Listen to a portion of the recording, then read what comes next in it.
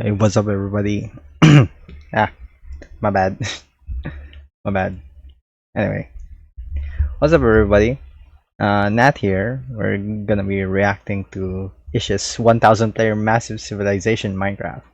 But if you think it's the most recent one, which is, by the way, absolute cinema, we're not actually gonna react to that because the genuine.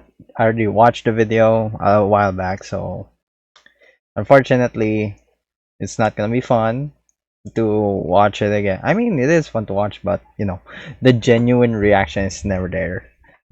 But yeah, like, I know for a fact I've seen some older videos of Ish and his Minecraft Society experiments like that, and honestly they've been absolute cinema, and I've put off from watching a lot of them for a while until recently when I watched that. The whole story of Saps and Flux was just like insane. So we're just gonna watch one of the near recent ones. This is from 2 years ago. Hang on. Oh yeah, this one. I don't think I have watched this before. This one. Because I watched these a while back, but not this one yet. See, I just started the timeline now, so we're gonna watch that and see how it is.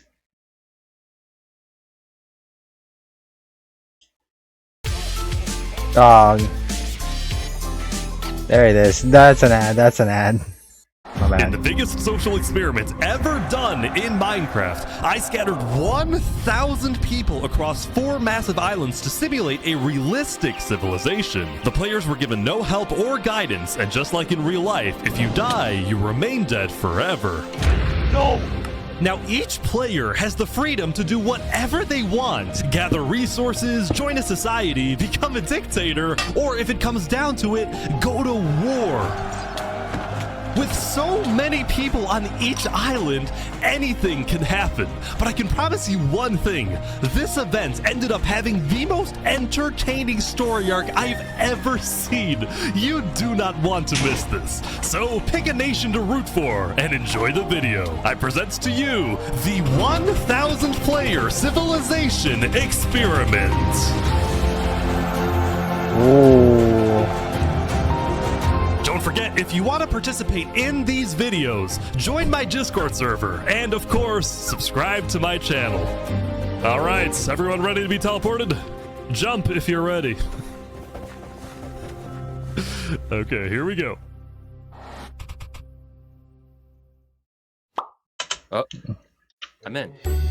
On day 1, Okay. Before we continue, even a 2-year-old video, as someone who's also been editing videos, the editing's just really good. I've been studying or trying to learn how to edit these long form videos because, quite frankly, I do have an idea how to edit them, but I just lack the discipline, and I just enjoy looking at these, honestly.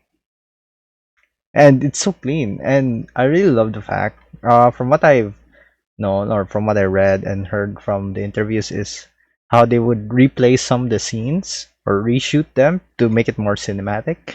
And I think that, and the application process of these players to get into these events, they don't just like pull out a random player. They really do a proper application process, so there is a coherent story to the whole experiment, not just people just like straight up anarchy. So that's one really cool thing I noticed. And yeah. all 1,000 players were teleported to their islands, each its own biome. We had plains, desert, snow, and jungle.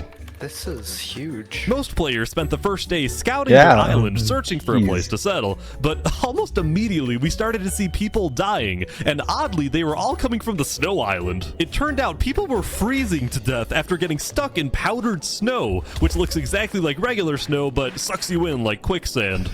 Oh, that is scary. Oh no! Oh no. Even worse for the poor people on the snow island, trees were almost nowhere to be seen. The desert island also had very few trees, which players needed if they wanted to get wood. But the places where players did find trees quickly became extremely valuable hotspots for groups to settle at and colonize. Look at all these people coming together. I just noticed how huge these maps are. Meanwhile, the people on the jungle island had essentially unlimited trees and were thus already thinking about other things. What did you say your plan was? I'm gonna take over the world. This is my right-hand man. Darbo. Hello, right-hand man Darbo. Don't talk to him. Doesn't speak. While having a lot of trees did seem like A an muted advantage second at first, command. many jungle people found the familiar. island difficult to traverse, given the immense amount of trees and the hostile mobs that would spawn on the surface due to lack of sunlight. Uh-oh. Uh-oh. This fear of traveling also made it more difficult for jungle people to talk with each other, since players could only read chat messages from people 100 blocks away from them or less. Although frankly, at least they didn't have to see what me and the admins were looking at. Lastly, we get to the Plains Island, and boy was it different from the others. It truly was just the perfect island to live on, with green grass, trees, animals, and no natural... I'm already gonna take a guess that, given from the most recent video, usually the most well-resourced island tends to be the one that causes conflicts, or even then, they're most likely the ones to have a lot more issues because the other islands are focused on just surviving. Dangers. These guys make a little animal family. Or farm. Not needing to worry about dying as much as everyone else, the people on the Plains Island were among the first to start mining for resources like iron or diamonds. They were also the first to build up villages and, yes, to create civilizations. Throughout the first day, you could see two main groups starting to come together. One of them a democracy led by a player named Horace Crown. Our aim is building the most beautiful and nicest city on the entire server. And the second also a democracy led by a player named Sidefall. I just want to make sure nobody dies. It was actually kind of odd how similar these two civilizations were. They were both located on the southern shore, they both had democratic elections, and their leaders both wanted good for their own people. I just hope nothing happens to change that. Ish, I'm gonna make an Among Us character. Never mind, I hope they die. Soon it was the end of day one. Players... Why is that the reason that they chose it? Why? Bro. Across all 4 islands logged off and made plans for the following day.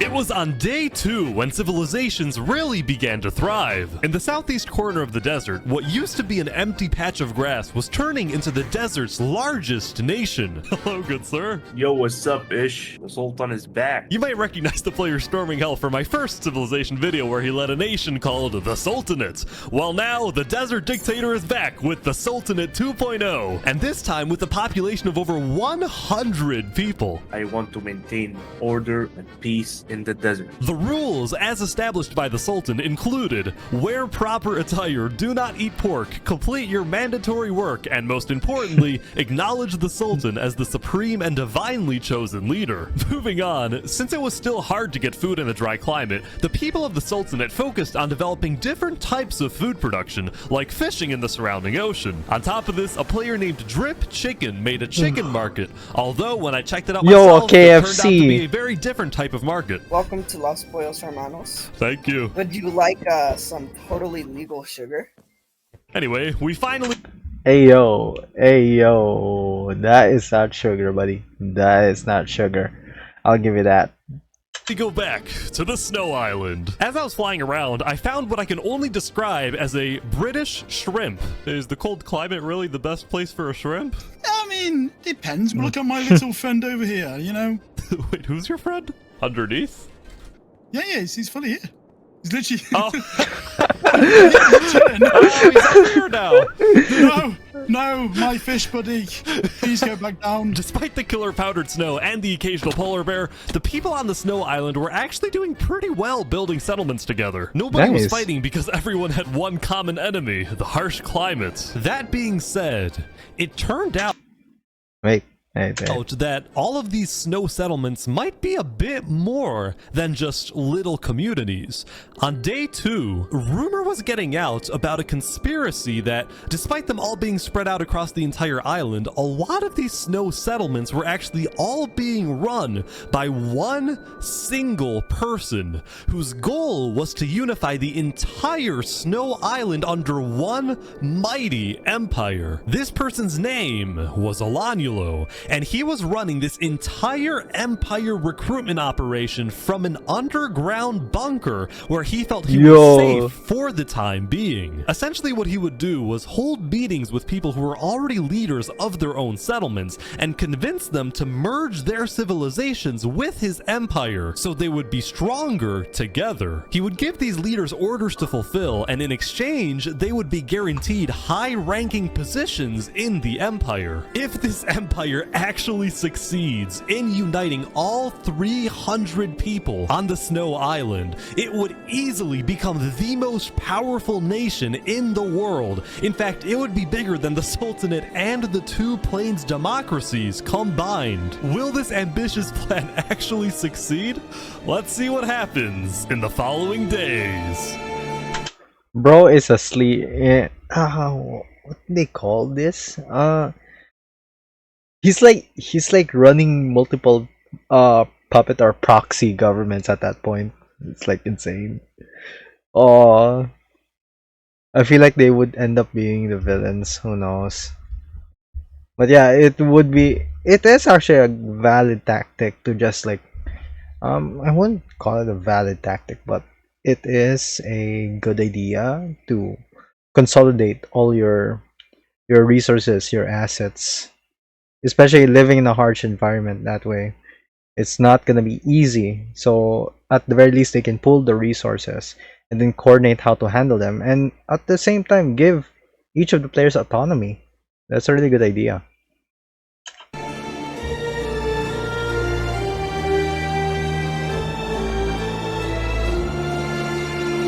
But yeah, it does feel kind of shady. So yeah, there's that too.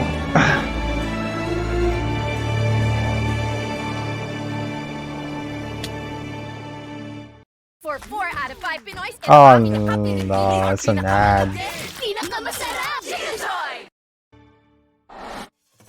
We've now covered the politics of every island except for the jungle, so what's going on here? Well, quite frankly, I had no freaking idea. It was chaos. There were about 30 different camps and tribes spread out across the entire island, and a lot of them were in constant fights with each other. Oh, who are the... what is going on?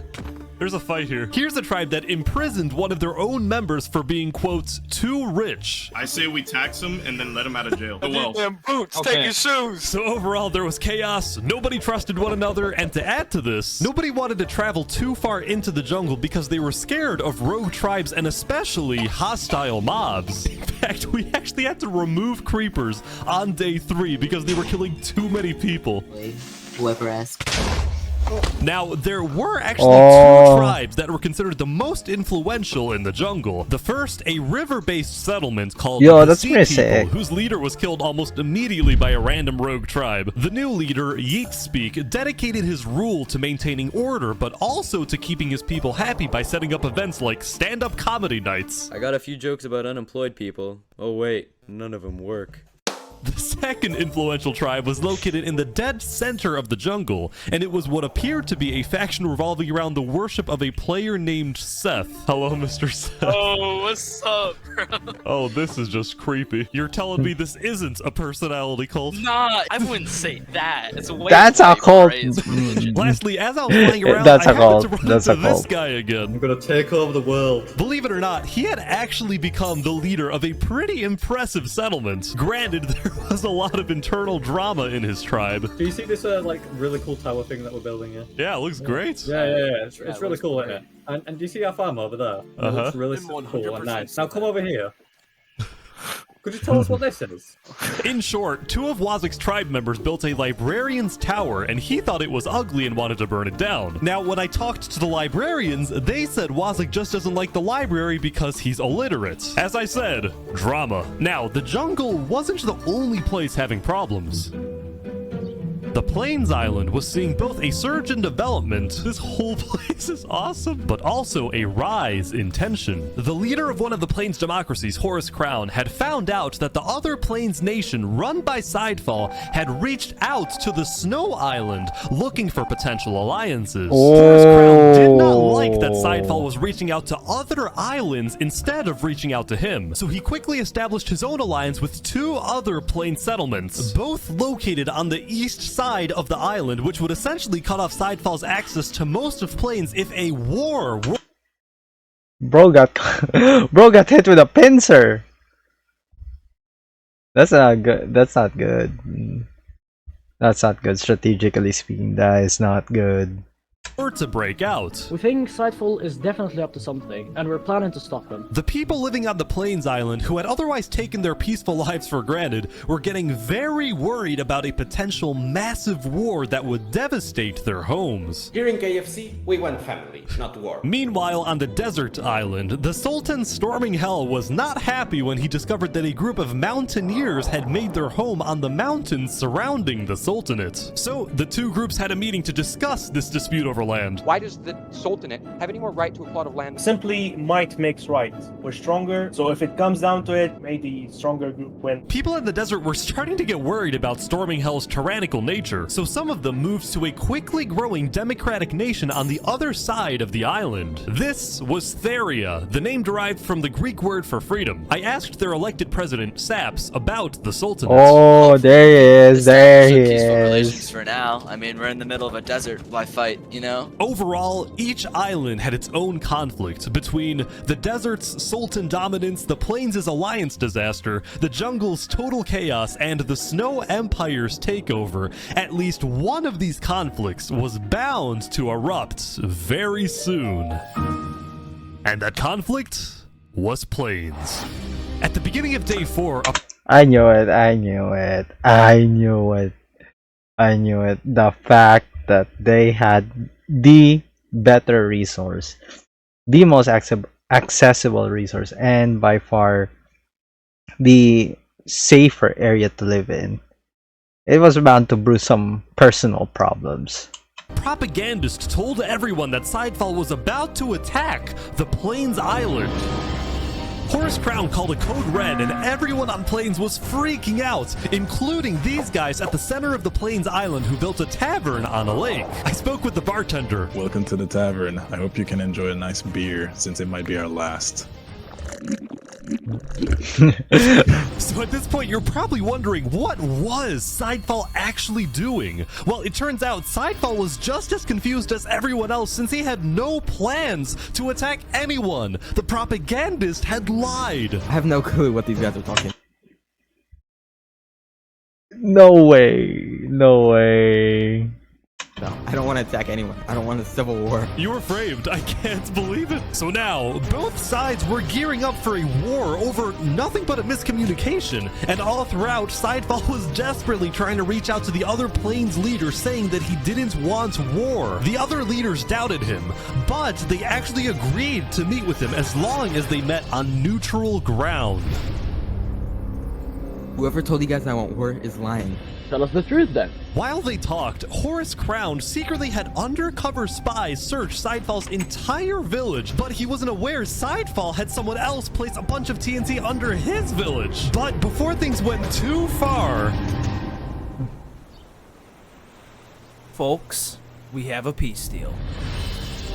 No way. By the thinnest of margins, crisis was averted. After talking, the leaders had made a peace treaty. I actually didn't get to see much of the meeting, but here's essentially what happened. Sidefall first apologized to the other Plains leaders for not being open with them, specifically about his relationship with the Snow Island. He told them he had only reached out to Snow in hopes to get on the good side of a player named A Freakin' Turkey, who was apparently Alanulo's second in command. The Plains leaders discussed voiced their disagreements on foreign relations, Horus Crown preferring keeping alliances within planes, and Sidefall believing in making allies on other islands. But they were able to put their differences aside. They banished the propagandist from the Plains Island, and at the end, the 4 major Plains nations created a Great Plains Alliance. Nice, The Plains Island went from being on the brink of war to being the most united island of all. And it wasn't just plains. Toward the end of the day, all 4 islands were prospering. From the people on snow collecting resources and building together, to the people in the desert working on the Sultan's build project, which was to create a massive holy city. Even the jungle was at peace at the end of day 4, since the remaining jungle people were just thankful that they were still alive. Soon though, it was the next day. But before we let people back onto the server, the admins and I decided to add a little something. Yo! We added a 5th island in the center of the world, and we didn't tell the players that we did this. We wanted to see who would discover the island, how long it would take to find, and then what would happen next. So, we started up the server, and the wait began. But meanwhile, we have to talk about the Snow Island. Hello, Turkey! Hello-ish! How's it going? On day 5, the player A Freakin' Turkey finally gave me a full explanation of the mysterious Snow Empire, which I found out was named the Aculon Empire. Still fearing for his safety, the Empire's founder, Olanulo, gave orders entirely from his secret underground bunker, while his second-in-command, A Freakin' Turkey, carried out his orders and led the people on the ground. You guys have settlements across the entire island. There is a lot. Just know none of it was made by slaves. The Empire relied on strict order to maintain peace. It's now 200 citizens were each assigned a daily job like building, mining, or fighting, and whenever they were online, all citizens were required to be in 2 Discord voice channels at once, which I didn't even know was possible. Okay, Also, that is really Empire made it a coordinated. point to document everything, including its list of members, its hierarchies, its physical landmarks, but what I found most impressive... They had a spreadsheet to manage all this? Bro, he was prepared. He was really prepared. It's so impressive. I'm hooked. Impressive was the high-level operation going on in this seemingly regular building. This singular building is the richest place in the entire server. They called this the Quartermaster's House, and it was where the Aculon Empire not only collected and stored all its resources, but also distributed items using a complex request system, where, for example, a citizen asks for iron ingots, and then the Quartermasters decide exactly how much iron that citizen deserves, based on a detailed algorithm they developed. Has anyone tried breaking into this? A detailed... What? A detailed algorithm? They made... Oh my god. That's so cool. That's so cool. It's so cool though. I'm impressed. I'm impressed. No way. This whole freaking system. They have a full-fledged running government. Well, it kind of sounds like a communist, I think. Not really sure about that. But they have a full functional algorithm to decide how much you're gonna get based on your performance in your work. Bro is running a company. Please. Not yet. Let's just say, if you tried to get in without permission, you're not gonna get a very nice welcome. And I kid you not, just a few minutes later, this player, Xelius, was caught trying to sneak his way in, and he was sentenced to a public execution to be held the next day. Things are kind of strict around here, huh? As long as they don't take away my squid, I'm a happy man.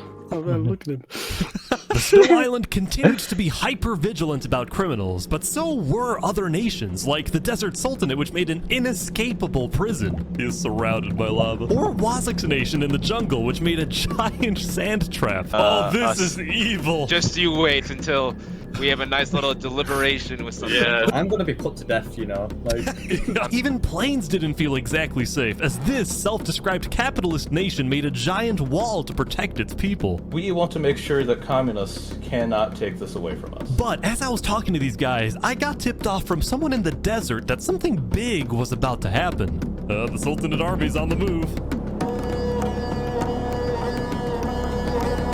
The Sultan had sent his elite squad on a secret nighttime mission. Their goal? To find a group of people that had been rumored to want to assassinate the Sultan. They're at the north side of the island now. Oh yeah, okay, this is our target, Okay, let's go. According to the Sultan, the people hiding in this little settlement were indeed the attempted assassins, and now the group had a decision to make. Oh, we're gonna kill this guy. Do we kill this guy? Up until now, there hadn't been any violence between desert nations. Will this be the breaking point?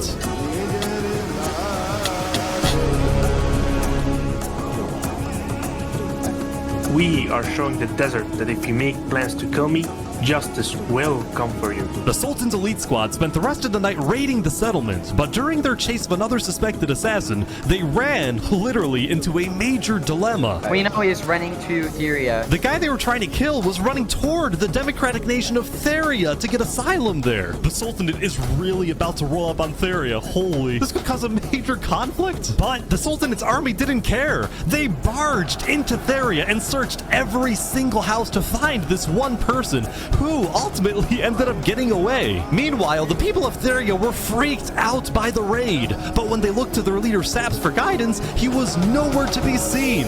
He had fled.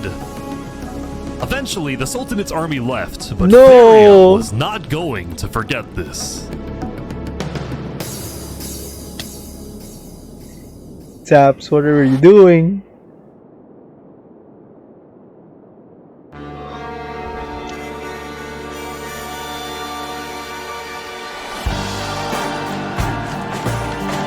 By attempting to blow up the quartermaster's house, Zelius betrayed our people. And for this, he must die. Glory to Aculon.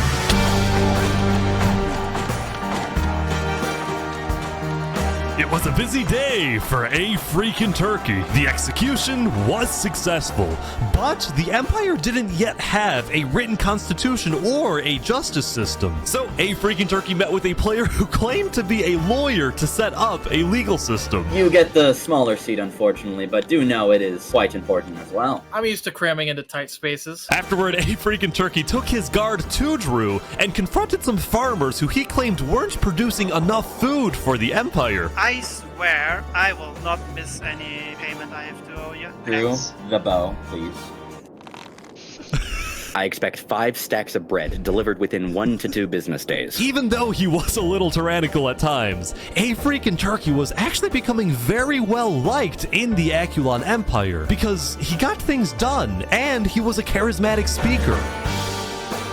Fellow citizens, it is my distinct honor to pronounce Steve and Pixel as husband and wife. See, even though he was only the second in command of the Snow's Aculon Empire, many people were starting to view A Freakin' Turkey as a better candidate for leader than Alanulo, since most people in the Empire had never even seen Alanulo, given that he's been hiding underground the entire time, afraid of being assassinated. In fact, some of his own citizens weren't even sure he existed. While Alanulo ruled from afar, only talking with high-ranking officials, A Freakin' Turkey was considered a man of the people, someone who talks to everyone. In fact, A Freakin' Turkey had gained so much notoriety that leaders of other nations were starting to reach out to him for alliances rather than to Alanulo. So, as a result of all of this, Alanulo was starting to get a little... He's gonna get paranoid. He's gonna become paranoid. He's gonna become paranoid, and he's gonna ostracize A Freaking Turkey. That's what I'm gonna shoot, because he's hiding in a bunker. He's hiding in a bunker. He's afraid of assassins. So he's gonna be afraid of someone ostracizing against him. Absolute cinema. Peak writing right here. And this is 2-year-old video. Absolute peak. Worried. Turkey knows that I created this empire and its entire political system, and as long as I am alive, I will be its only ruler.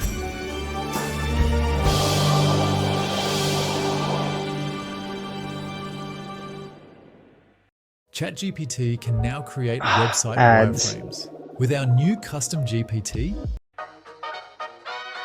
That's very funny. Our monkey religion, we hold fast to it.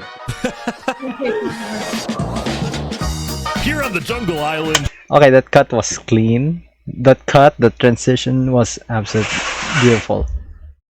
I love that. Wait, let's rewind it back. Let's rewind it back. I wanna rewind it back just a little bit. That's very funny. Fade in, fade in. Multiple fade into different scenes. Then just a speed ramp. It's like just a speed ramp on a beat drop is a really good editing technique. I've done it before.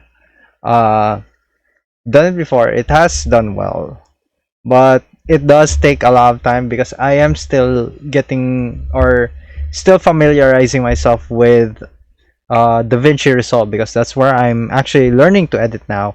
I've actually abandoned CapCut to just mostly short form content that I'll be making very soon. Who knows? But just figuring out how to do a speed ramp in a software you are not familiar with is not easy. So props to the editors, because they took the time to learn how to do a speed ramp. I'm still learning how to do that on DaVinci Resolve because I know how to do it in CapCut, and I don't want to do export here, then move the footage here, then do this and do that. That's tiring work. But so far the editing is on point and I absolutely love it. Here on the jungle island, things haven't slowed down one bit. Amidst the chaos, this small group had made a monkey religion, and their goal was to build the biggest tree in the entire world. The monkey never stops. While everyone else is fighting and killing each other, we are peacefully building. By now, every tribe in the jungle seemed to have its own goal. These guys, building a tree. This group, called the Blue Cross, provided food and shelter to refugees. Meanwhile, Wazak's goal, which was still to take over the world, was seemingly driving him mad, especially after the librarians built a second tower. You did this out of spite, didn't you? Yeah. Overall, it seemed like there was a lot on Wazak's mind, as if he was planning something big. Meanwhile, Seth and the... Wait! Hang on. I got whiplash from that. Wazak's mind, as if he was planning something big. Clean. Absolute clean. That is... Meanwhile... That was a clean transition. Hang on. How do you do that frame by frame? Wait, hang on. I'm actually so interested. How do you do it frame by frame? Dang it. Planning something. I want to see. I'm curious. How did he do it? Big. Oh, he overlaid them and used fade. Then for that, it's probably something to do with the replay mod, I believe, for Minecraft. But how did he do the transition? Oh, okay, it's a fade then this cut. Nice.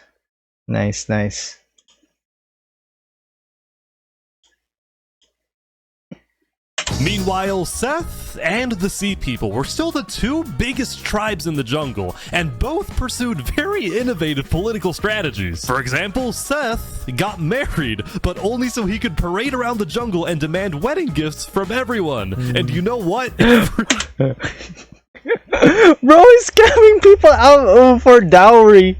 It worked. The sea people, on the other hand, had taken God on damn. a massive goal, which was to finally end the chaos in the jungle, and they did this by sending out stealth groups and hunting down thieves, murderers, and anyone who they claimed did wrong. However, some of the supposed wrongdoers they killed were actually allies of Seth. In response, Seth demanded that the Sea People stop their initiative immediately, but the Sea People planned to continue.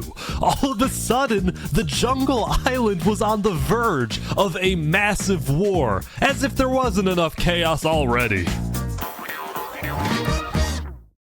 Today is about Timo, our kid, and to scale really takes some inspiration from his Annoying ads.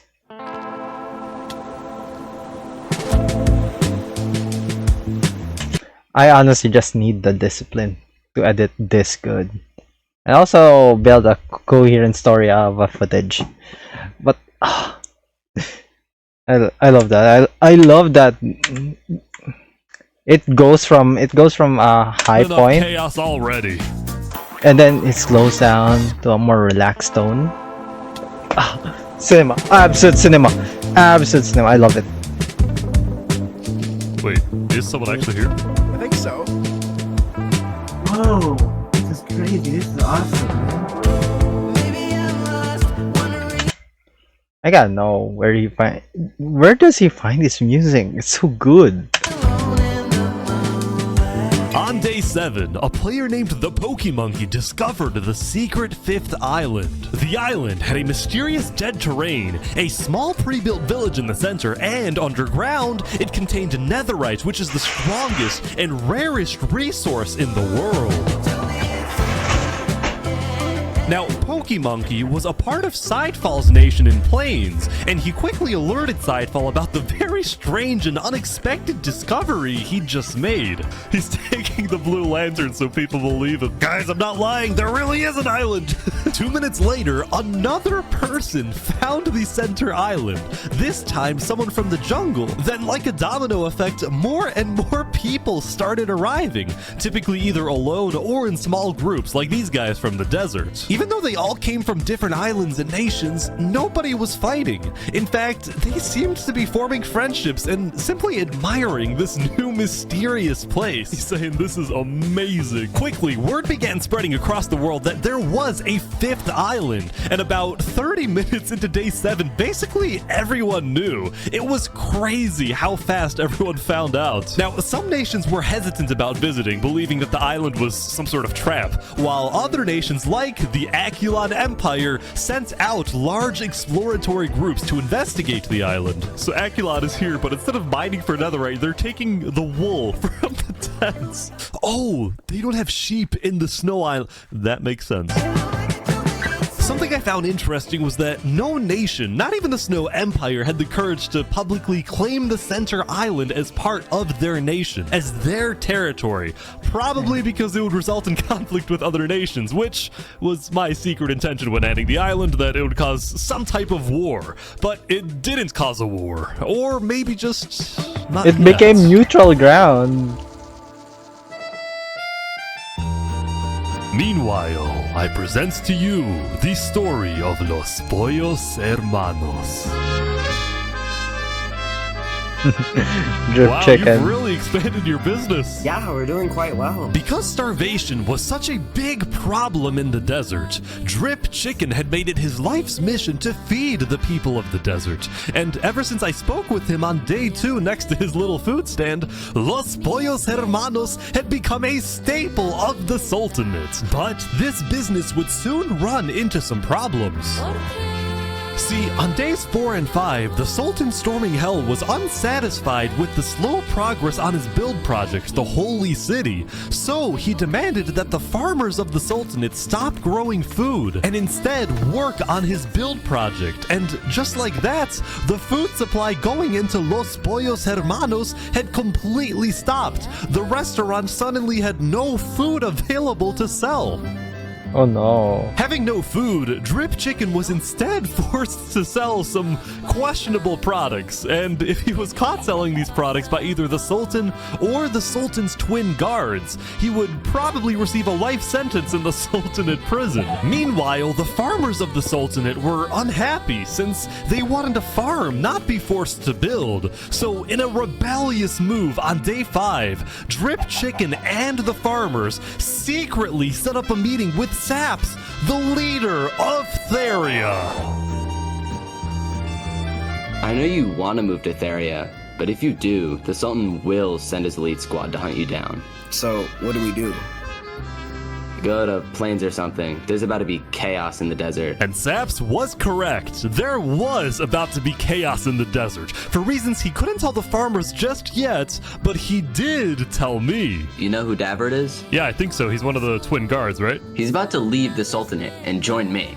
Really? The two people the Sultan trusts the most are his two twin guards, the brothers Daveret and Zamta, but one of them had grown tired of the authoritarian and warmongering ways of the Sultan. So Daveret had reached out to the leader of Theria, and together they created the single craziest plan I have ever heard, and this was it. First, Daveret leaves the Sultanate to join Theria. Next, the Sultan finds out about the betrayal and sends his elite squad to kill Daveret. Then, when the elite squad is away hunting for Daveret and the Sultan is therefore alone, Daveret will sneak back into the Sultanate and kill the Sultan. Daveret will then claim leadership over the Sultanate, and as the Bro, they're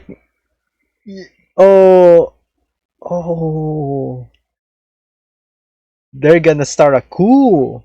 A coup d'etat. New leader, he will finally bring peace to the desert.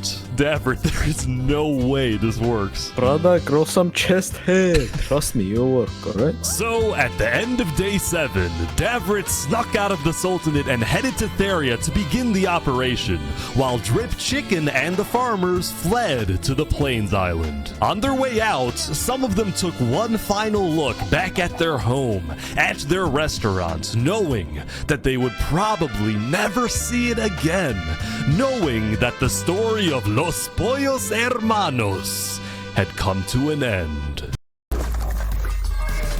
Oh my god, ads!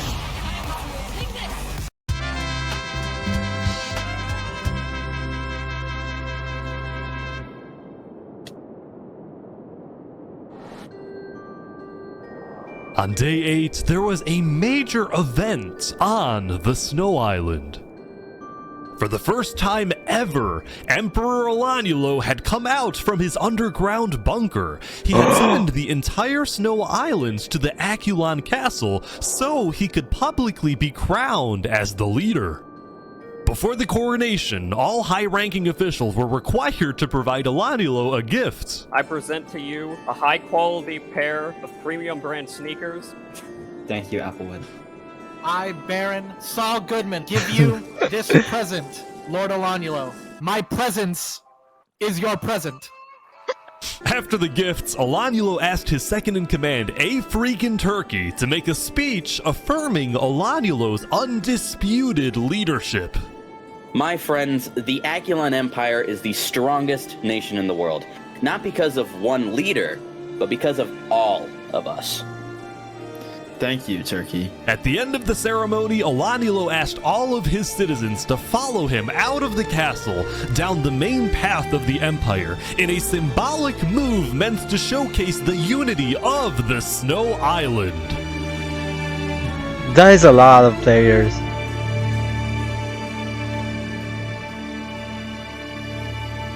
But this image of unity was only a mirage. There was a lot of discontent building within the Empire for many reasons. People didn't like that Olanulo's knights were constantly bossing them around, nor did the Aculon builders like it when Olanulo forced them to work on the Aculon castle instead of letting them finish their own projects. There was this general sense that Olanulo might be overreaching with his power, especially when he started spying on his own citizens to see who was criticizing his leadership. See, Olanulo believed that in order for his citizens to have a good life, they have to live in a strong nation, and the only way to maintain a strong nation was through complete unity under a powerful and unchallenged leader. This is why Olanulo was fearful of— Bro is becoming a dictator. Ugh. No, he's becoming a dictator. Well, technically he already is. About the discontent within his nation, as well as the rising popularity of his second-in-command, a freaking Turkey.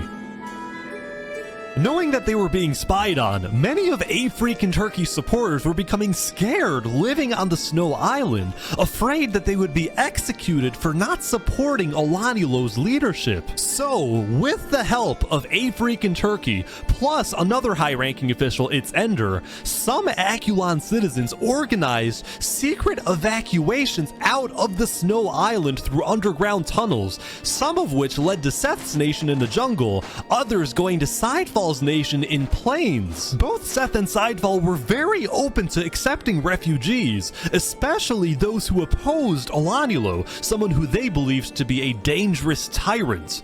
Also, they had just found out that Olanulo had actually sent spies all across the world, including into their own nations, so they didn't like him very much. We're not going back until there's some form of democracy in Snow. I don't think that's gonna happen anytime soon.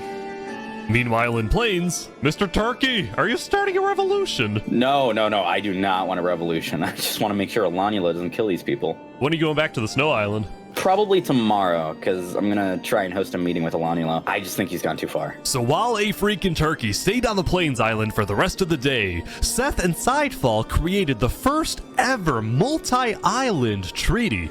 This treaty not only established Seth and Sidefall as allies, but it also declared their nations refugee states, ones that are willing to accept all people fleeing from dictatorial regimes like the Sultanate or the Akulon Empire. As for A Freakin' Turkey's position in the Akulon Empire, he was still technically the second in command, but it was only a matter of time before Olanulo finds out about the missing citizens, and then it's very likely that Turkey will be stripped of his position, or be kicked out of the Snow Island entirely and become a refugee himself.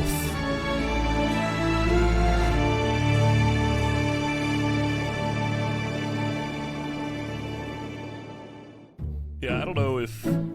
Wait, is that a basketball court? On day 8, the center island was getting a lot of visits from curious players, and instead of fighting each other, everyone was just kind of hanging out and doing their own thing. Look at this. What is this? Don't question me. Later that night, some adventurers started terraforming the dead terrain, making it green. This actually looks not bad. These guys, meanwhile, made a secret underground church, and they hosted many ceremonies and cultural events. What type of ritual is this? Now, I actually attended 2 churches on day 8, the second one in Sidefall's nation, although I was very disturbed by the person sitting next to me. After a near-death experience.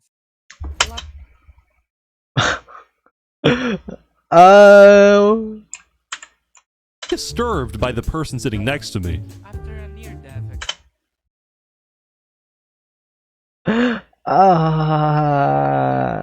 I don't know how to react to that. I don't know what to say. Why is the other guy just like staring like, yeah, this is normal.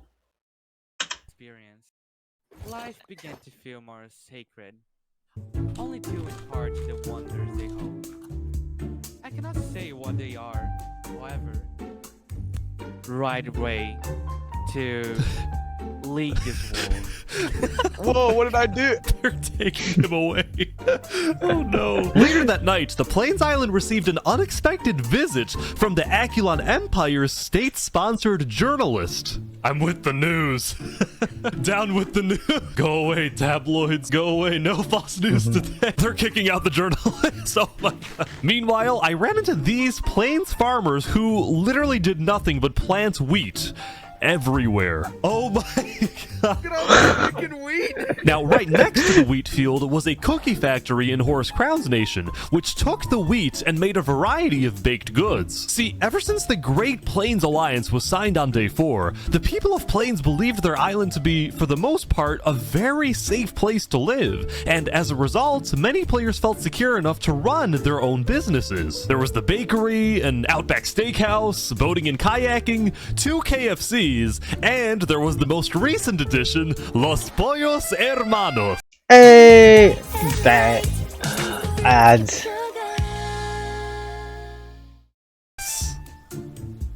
Most recent addition, Los Pollos Hermanos. Hey, let's go. They're back. You made one in the Plains biome? Yes. Drip chicken. Claiming refugee status, Drip Chicken and the Sultanate farmers received citizenship in Sidefall's nation, where they were able to rebuild their famous restaurant, and the people of Plains welcomed the refugees with open arms. The only person who wasn't happy was the owner of KFC, who now had competition.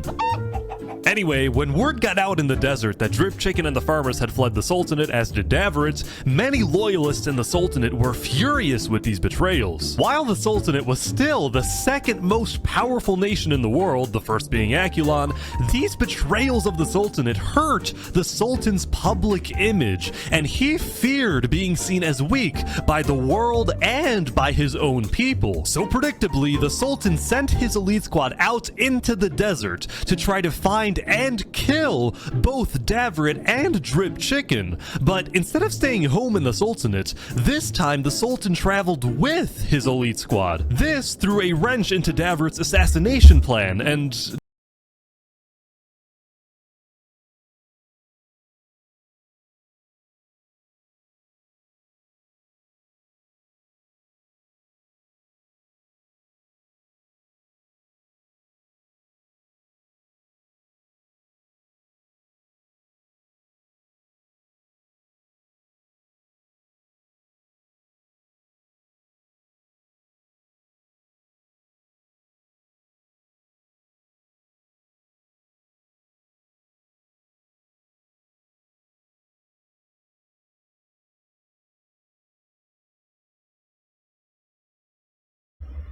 Davrit had no choice but to keep hiding underground until he saw an opportunity to strike. Meanwhile, the leader of Theria, Saps, was extremely worried because he knew that the fate of his nation and his people rested on this assassination attempt. If it succeeds and the Sultan is killed, well, then all is well. But if it fails, it will only be a matter of time before the Sultan finds out that Saps was behind the plan, and then there is no doubt that the Sultan will seek revenge and absolutely obliterate Theria, killing not just Saps, but all his people who, by the way, were entirely innocent. Saps purposefully didn't tell any of his citizens that he was involved in an assassination plot because they definitely wouldn't approve of something that puts them in such danger. All of this tension in the desert was really starting to get to some people, like this group, which made a giant lava wall around their civilization. They wanted nothing to do with the politics of the desert, and they were rather paranoid about everything. The walls keep us safe. We can't leave the walls for long, because then we're not safe. Everyone inside the walls is safe, everyone outside is not safe. They're strangers, we shouldn't trust them. Oh, by the way, also don't push any buttons you find in here. Okay. I actually think this group was more of a cult than a civilization, but still, I think they had the right idea. And now we go back to the Jungle War. I say war because both major nations had already basically decided that they cannot coexist in the jungle. Seth was mad at the Sea People for killing many of his allies, while the Sea People were mad because Seth wouldn't let them kill those who they believed to be criminals. Neither nation was willing to compromise on this, so war seemed inevitable. However, because Seth had also recently formed an alliance with Sidefall from Plains, a war between the two jungle nations would likely cause Sidefall, as well as the rest of the Plains Island, to join the battle, thus turning this into an actual world war. So, given that the stakes were so much higher now, both sides agreed to have one final meeting to maybe work things out. It was Wazak who quickly offered his nation as a good neutral location for the meeting, and he was quite enthusiastic about hosting. On day 8, Seth and the Sea People sent their highest-ranking officials to Wazik's nation, where the meeting would take place. Alright, Seth. You're up first.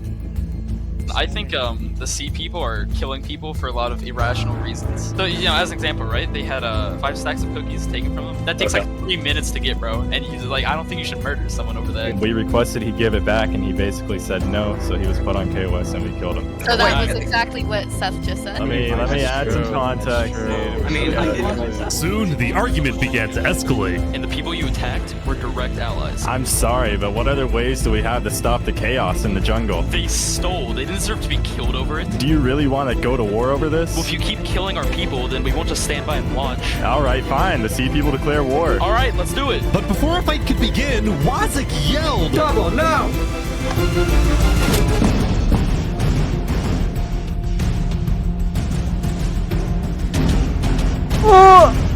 Oh sh! That is a high-profile assassination. Yo.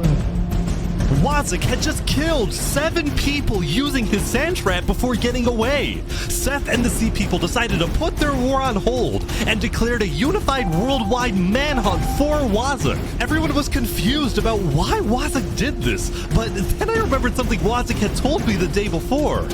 Listen, if the war breaks out, I have a plan to stop it. Really? How? Oh, you'll see, my friend. When Seth and the Sea That's People his declared plan? war on each other, Wazik decided to use his sand trap and make himself the villain, so that the entire jungle would make peace to unite against him, therefore actually I don't know if Wazak was still trying to achieve his world domination plans, or is he becoming a hero? preventing a world war. Wazik is now hiding underground.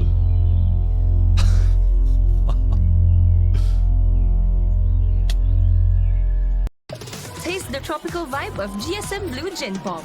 Ikaw, what's your true?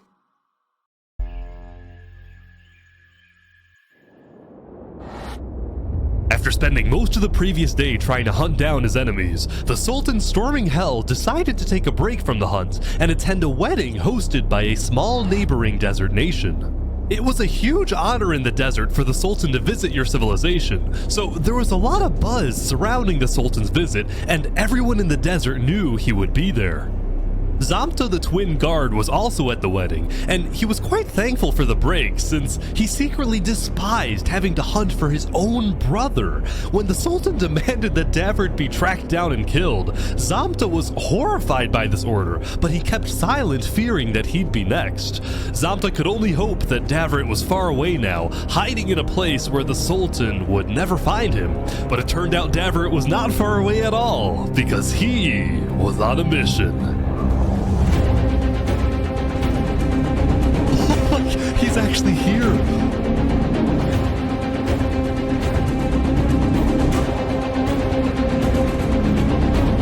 Davert was coming to kill the Sultan, but he had to be sneaky because the Sultan was guarded by his elite team. The plan was to catch him and his team off guard since it would only take a few hits to kill him. I'm so nervous right now.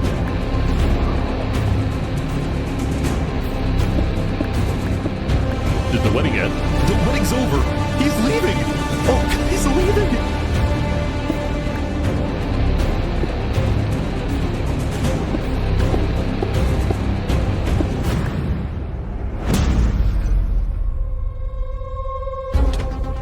Oh, Davert! Holy crap! Oh, he's hit him so many times. Wait, Storming's getting away? The elite team is on Davert big time. Oh.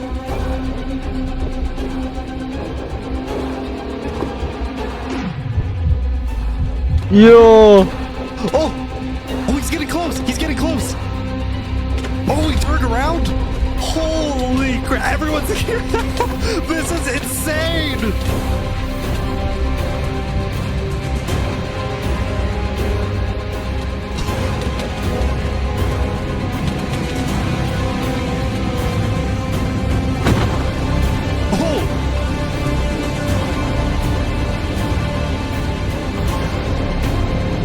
No, he did not survive that.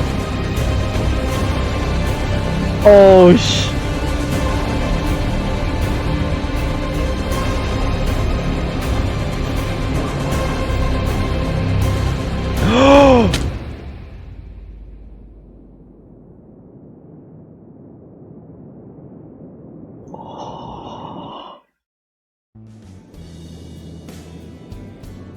Sultan's on his way back home, I think. What is happening?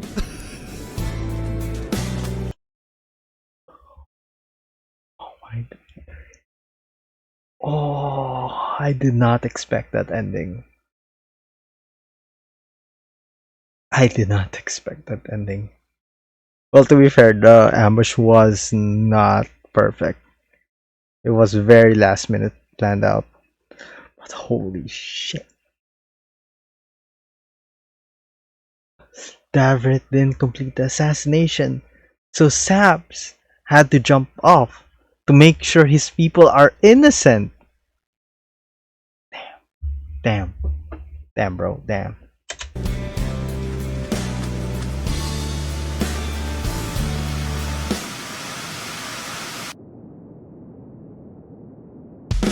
Hey, yo. Oh!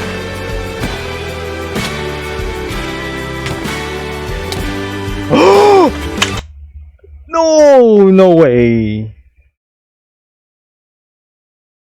So the entire desert nation is now destabilized. They just fucked themselves in the ass. They just screwed themselves in the ass. Every possible large world leader inside the desert nation is just gone. What? Oh boy. Angry about the death of his brother Davrit, Zamta betrayed and killed the Sultan, storming hell in what he called an act of revenge. All of a sudden, within the span of a few minutes, storming hell, Saps, and Davrit were all dead. Both the Sultanate and Theria were without a leader, and the desert island was in a state of total confusion. Now, because the Sultanate didn't have a solid line of succession, there was a short power struggle that ended with the Sultanate getting completely dissolved. On day 9, the second most powerful nation in the world had fallen, and most of the Sultanate's citizens ended up fleeing. That being said, it wasn't totally the end. Some who were still loyal to the late Sultan decided to form their own militias, whose only goal was to track down Zamta and avenge the Sultan. We are called by our divine leader to kill the dirty traitor. Mashallah. Theria, on the other hand, didn't dissolve and instead elected a new leader, a player named Jophiel, who was well-liked and trusted in the community. Still, the people of Theria would continue to live in a state of fear, afraid they would be invaded by one of the new desert militias. Also, they would never find out why their founder Saps jumped off the Therian tower, which he did because of guilt. After he saw Davrit die, Saps believed that the Sultan would invade and destroy Theria, and he felt too ashamed knowing that he would be responsible. It was only thanks to Zamta that the invasion didn't happen. Sa Palawan, protect todo! Matingi-tingi ang presyo, pero todo ang benepisyo! Welcome to the Running Man. The rules are simple. Survive 30 days with the entire... The death of the Sultan sent shockwaves throughout not just the desert, but the whole world. Many nations went on lockdown, including the Akulon Empire. While they technically weren't allies, Emperor Olanilo had always admired Sultan Storming Hell's strong authoritarian leadership. So after the lockdown, Olanilo sent his diplomats to the desert to offer support to the Sultanate militias.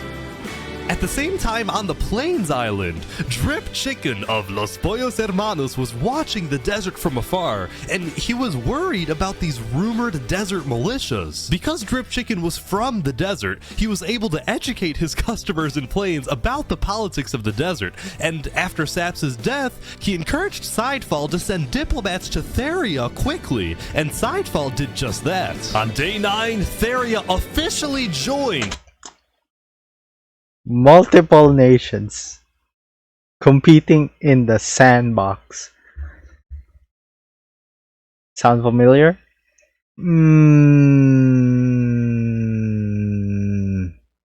Seth and all the Plains nations in the refugee state contract, and what originally started as a simple refugee agreement between Seth and Sidefall had now turned into a worldwide alliance called the Alliance of Democratic Nations, or put simply, the Allies. Yeah.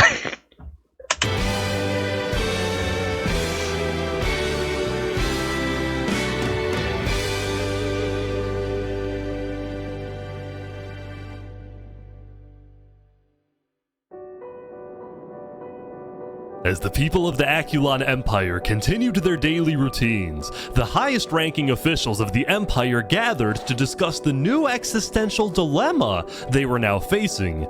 The Aculon Empire had always been the most powerful nation in the world, and it still technically is, but when adding together the populations of all the states in the Democratic Nations Alliance, it is the allies that have more people overall. This made Aculon officials extremely worried.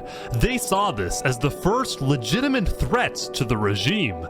Alanyulo agreed with this view, but at the moment, his attention was on another problem entirely, the problem known as A Freakin' Turkey. A Freakin' Turkey's rise to popularity had always bothered Alanyulo, but now this conflict was at an absolute breaking point because yesterday, one of Alanyulo's spies caught A Freakin' Turkey helping Snow citizens flee the Empire. Fleeing or defecting was strictly against Aculon law. Alanyulo's spy also saw A Freakin' Turkey hanging out with not just Sidefall, but nearly all the major Plains leaders, which made Alanyulo think, is A Freakin' Turkey planning something? Is he secretly working with the Allies? Is he about to orchestrate a full-scale revolution or an invasion of the Aculon Empire? These were all questions that Alanyulo was wrestling with, and the more he thought about it, the more he convinced himself that A Freakin' Turkey was probably committing some sort of treason and needed to be stopped. Yesterday, A Freakin' Turkey had reached out to Alanyulo for a meeting, and today, Alanyulo accepted this request, but with a few conditions.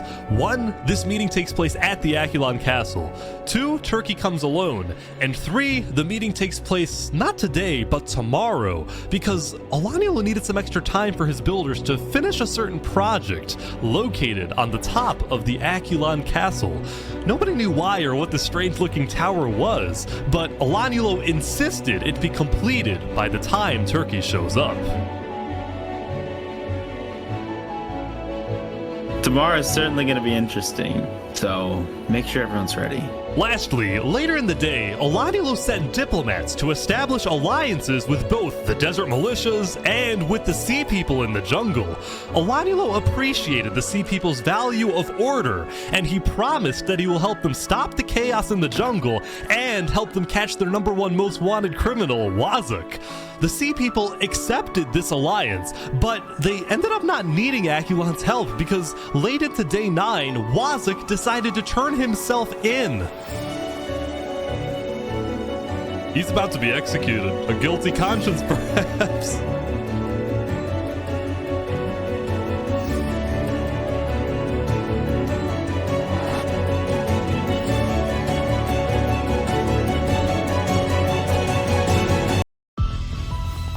Let's play with Foxfire. All right, Wazuk, I understand you have a prepared statement. You may now read your final words. Yes, thank you. Hello everyone, it's your old friend Wazok. In the beginning, I wanted to rule the world. but I've made some bad decisions. And now, it's my time to go. You killed innocents. Stop making speech. If there's one thing I've learned, is that time can never be your trusted friend. Yeah. Oh my god, he's dead. Long live the jungle.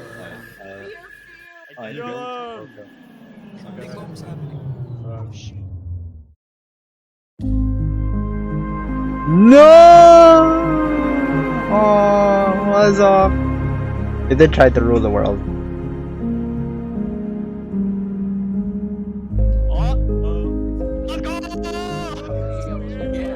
After deciding that being a criminal in hiding isn't how he wanted to live, Wazik instead chose to face his inevitable death on his own terms, and by doing so, he gave the jungle one last moment of unity. Anyone else jumping? The conflict between the two major jungle tribes was still unresolved, especially now that they were in opposing alliances, but for this brief moment, there was peace in the jungle. Well, that was fun. Everyone's coming down the tree now. Most nations around the world took the end of day 9 to rest and reflect on how far they've come. For example, the jungle's Blue Cross tribe celebrated becoming international, with at least one charity location on each island. Meanwhile, in the desert, the two Sultanate militias held a funeral for the late Sultan, where they vowed to get revenge and chanted death to Theria, after which they proceeded to finish building the Sultan's holy city in his honor. Theria, on the other hand, expanded its reach into the arts and became the first civilization to develop music. Oh. Lastly, on the Plains Island, businesses were booming and civilizations were thriving. On day 9, the Plains Island had finished the construction of the ISH, the International State Highway, which made trade and transportation between the major Plains nations much faster. Overall, the building and architecture and player creativity in Plains was simply amazing, and it was all made possible by the political stability of the Plains Island. Hey, Many in the desert I and did not jungle expect. and snow looked at Plains as the shining beacon that they can aspire to be like one day.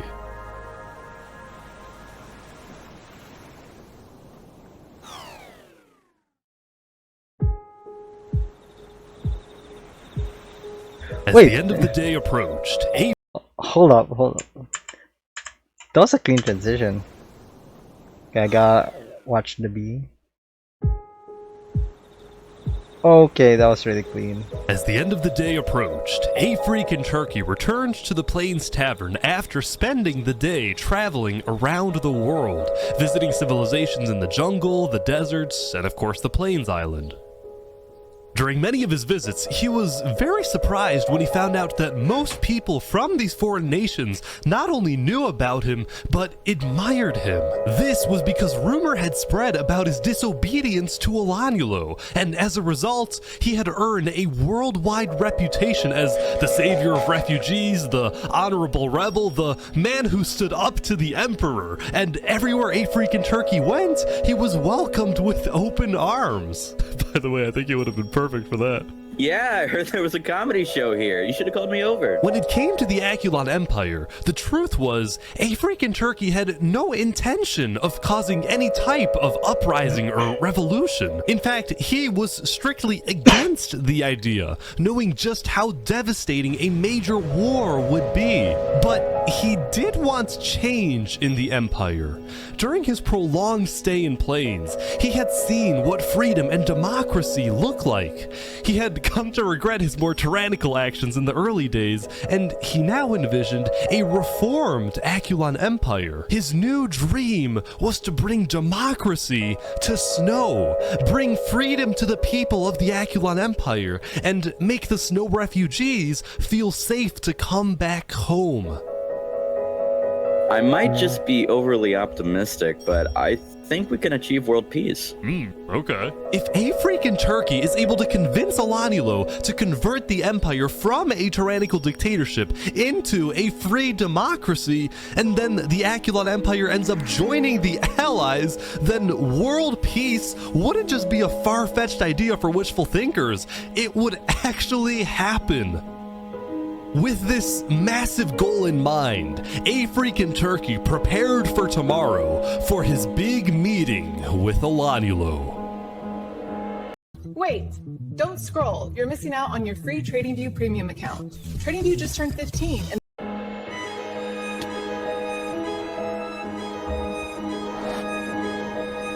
just remember everything we talked about. We'll be watching.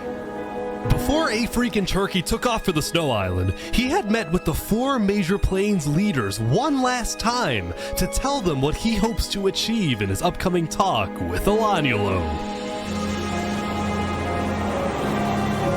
The Plains leaders were pessimistic. See, when they heard about Alanilo's strict conditions for the meeting to take place, they suspected that this was going to be the meeting where Alanilo removes Turkey from his second-in-command position, or worse, puts Turkey in Aculon's prison. Whatever happens today, the Plains leaders promised Turkey that he has the full support of the allied nations. Even if they can't attend the meeting, they will be watching and will do whatever they can to help him. No, I got a bad feeling about this.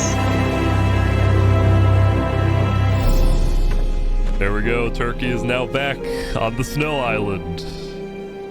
I think he's going to the meeting right away.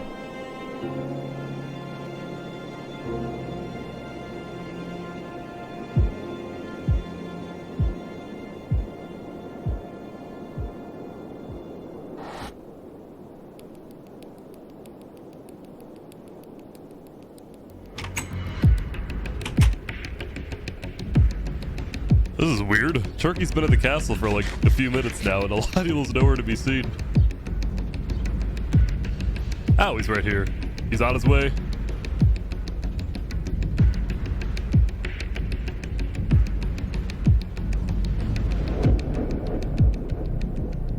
Here we go. Everyone's here now. This is tense. This is really tense. Knights come to the castle. Wow, I think these are all the high-ranking officials of Aculon. They're all here. Hear ye, hear ye. All barons, Duke Turkey, and fellow knights have now come together to speak with Emperor Alanilo. Alanilo, would you please start the conversation? Wait. Turkey, hold up. So before we begin, sorry to interrupt. I have a special thing I want to do real quick. Wait. Here. Drew, not yet. I want to do something first. Turkey, can you sit on the throne for a second? No. Why? Just do it. He's gonna get a public execution. What are we doing? What is happening? Can I trust you, Turkey? Yeah? You like this, right? Sitting on the throne? You put me on here. I don't know what you're talking about. In front of all these people? What are you getting on about? I know that you've colluded with the Plains Alliance. And I know that you want to take over this nation. Take this throne for yourself. Whoa. What? There's nothing you can do at this point to convince me that you're not plotting a revolution against me. I caught you red-handed. No! Alanilo! Yes, I've talked with Plains. I've also talked with Desert and Jungle. I am a diplomat. And I'll tell you this, all those people that I talked with will become our allies the moment we turn this place into an actual democracy. Why are you secretly leading people off my island? Oh. Because they thought you were going to kill them. And to be honest, so did I. So that's the point of this meeting.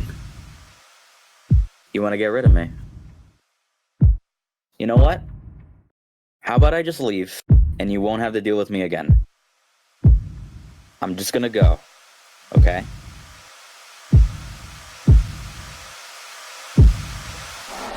Yeah, and then you'll come back with an army. I'm sorry, Turkey.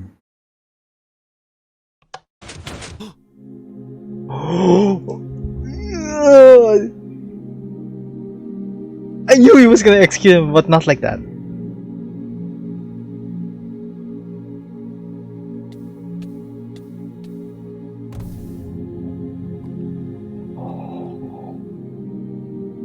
Oh. Wow. He's gonna start World. He made a martyr out of a freaking turkey. No, he's gonna start Elanulo. He's gonna start a war, that's for sure. It's gonna get messy. Oh, he started a world war. Wait, they're killing Turkey's supporters. They're hunting down his supporters as well. This is crazy. Like that, there was a purge on the Snow Island, and many of Turkey's supporters were killed. The few who were able to escape immediately swam to the other islands to tell everyone exactly what happened. And the ad slots have terrible timing. all of the knights started executing Bernie, Ender, Turkey. They assassinated some of the most loved members of Echelon. When a freaking Turkey's death message appeared in chats, people around the world were outraged, and shortly after, the leaders of the allied nations started activating their militaries, putting them on standby. Turkey once visited Los Pollos Hermanos. I'm giving the army chicken for 50% off to make sure they're ready for battle. Meanwhile, Elanulo got word that the allies were preparing their armies, so he declared a full lockdown, reached out to his own allies, and called them to the Aculon castle to be ready in case the allies declare war. And sure enough, when the Blaze leaders talked with Theria and Seth, the vote was unanimous. On day 10, the Alliance of Democratic Nations. It's gonna be straight up World War II!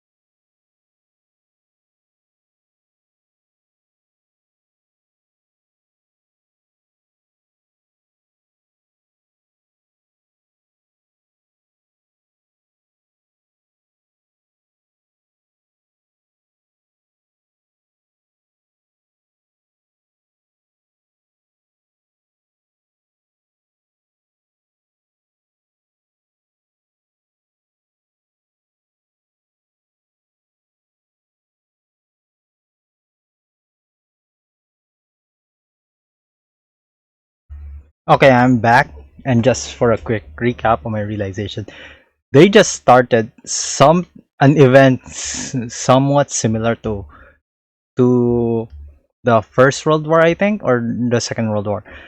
Essentially, they made a martyr out of someone that was beloved by a lot of allies, and what happened was straight up World War. Officially declared war on the Aculon Empire. I just want to say I wish you luck and great success. Hopefully we all see some of you tomorrow to sign the constitution of the new Aculon Republic. The new Aculon Republic that we all dream about having. Thank you. Thank you all. This isn't about us. This isn't about our lives. It's about getting justice for Turkey and ridding the world of tyranny. All the allied nations met up at the center island so they could attack the snow island together. Today, we fight for revenge. We fight for freedom. Shit, I'm getting goosebumps, man. I'm getting goosebumps. The speeches as it shows the superpower, the nations coming together to form the allies, and now they're storming the beaches.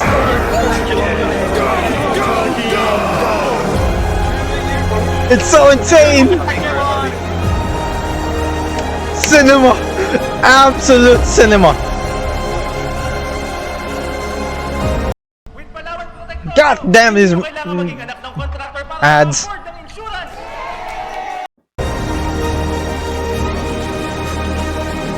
But little did the Allies know, Oladilo had set a trap. The Aculon builders had taken inspiration from history and created what they called the Iron Torch, the most advanced defensive tower in the world, complete with dangerous height, sturdy walls, arrow slits, and lava cover.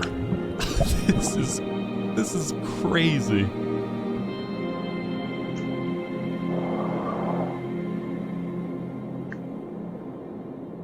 They're here.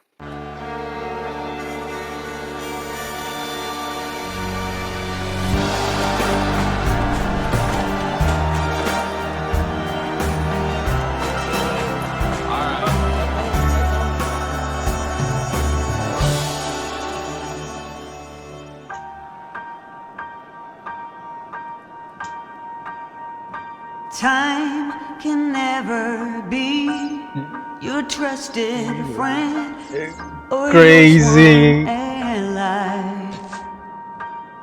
No, it's the harshest mistress of all. And life is just a chain of moments spent, 1,000 hellos and goodbyes. Maybe a love like ours can lead out its call.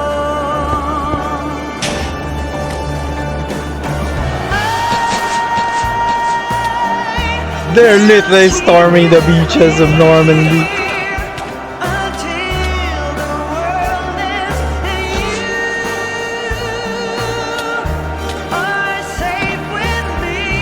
Oh.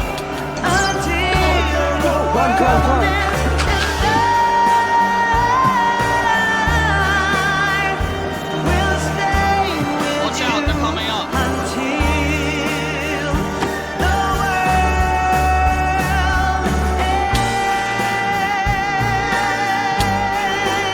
Oh. Zomta! Oh, Zomta died.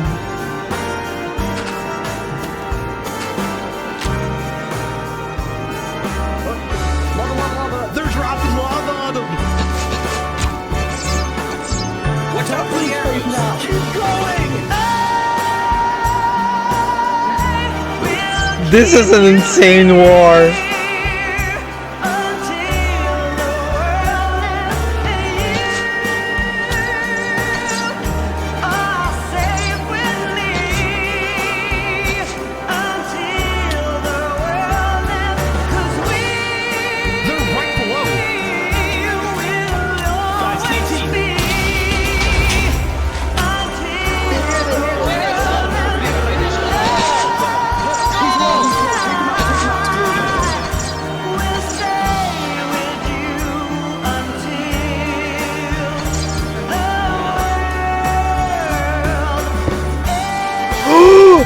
Yeah! The most anticlimactic death. He fell off from his own building. Wait, Elangelo died? What? Elangelo died! Yes.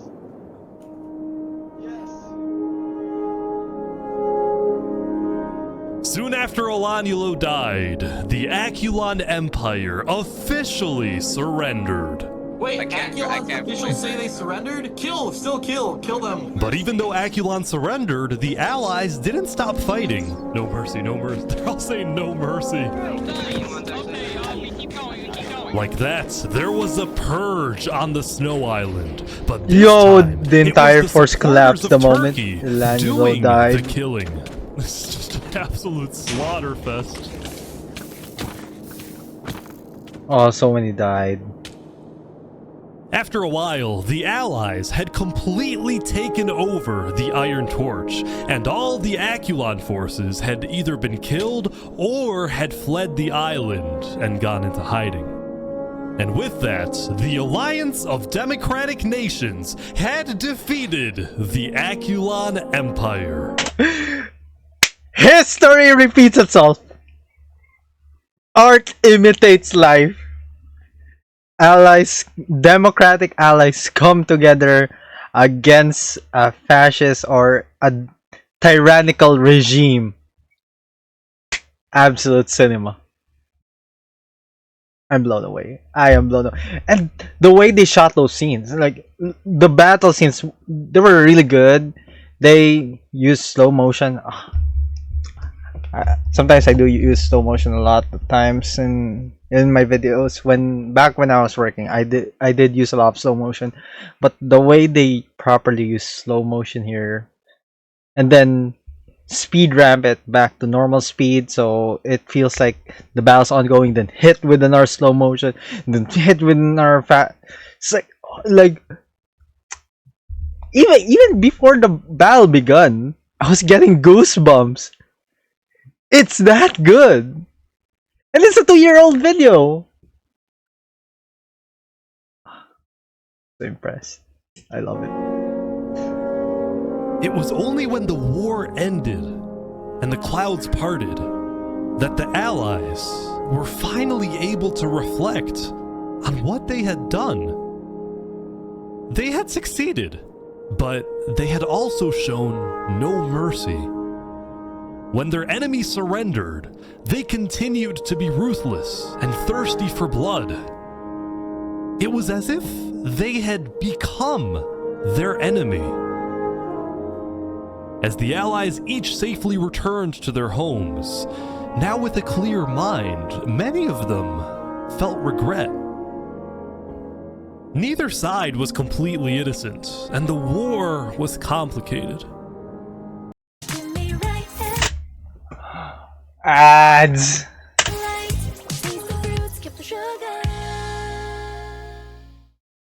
But at least it was over. And the Allies Someone built a Chinook as if they were landing in it.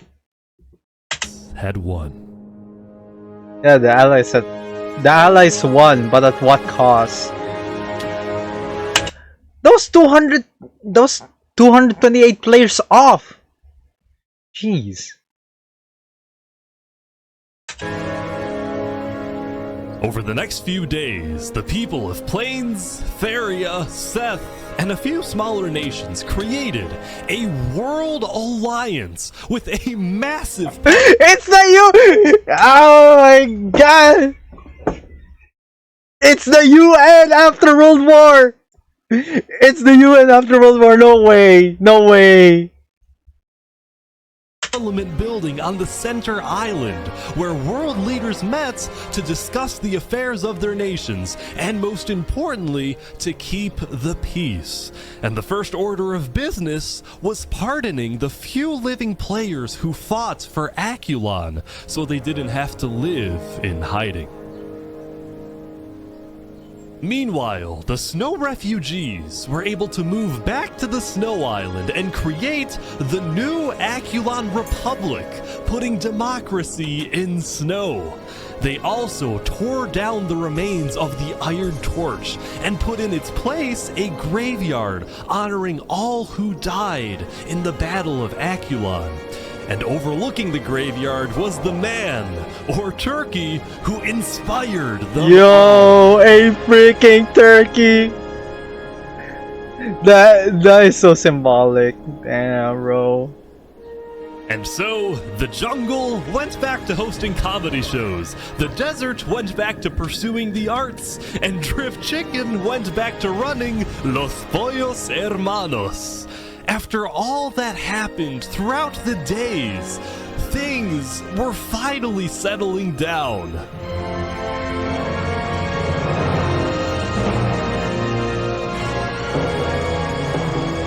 For many players, It's still cooking! Drip Chicken is still cooking. the newfound peace allowed for new stories to begin. But for us, it's a good place to end.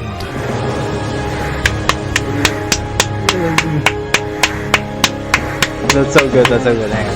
I got aim this. Absolutely. Oh, wait, no. Wrong.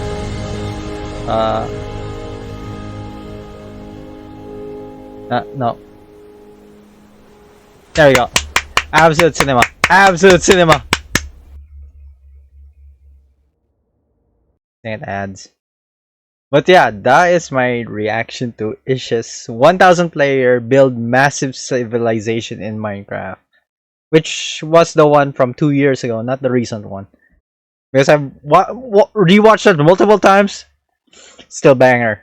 Still banger. The whole arc between Saprata and Flux was just like but this I genuinely love this as well. It's just how life imitates art, you know?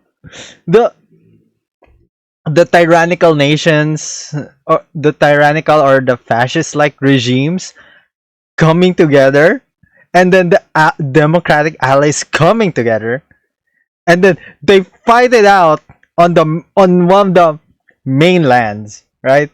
In one of the mainlands, the Aquilan Empire, and just both of them were merciless to the point that in the end of the war, yeah, the allies won, but at what cost? They've become no better than their enemies.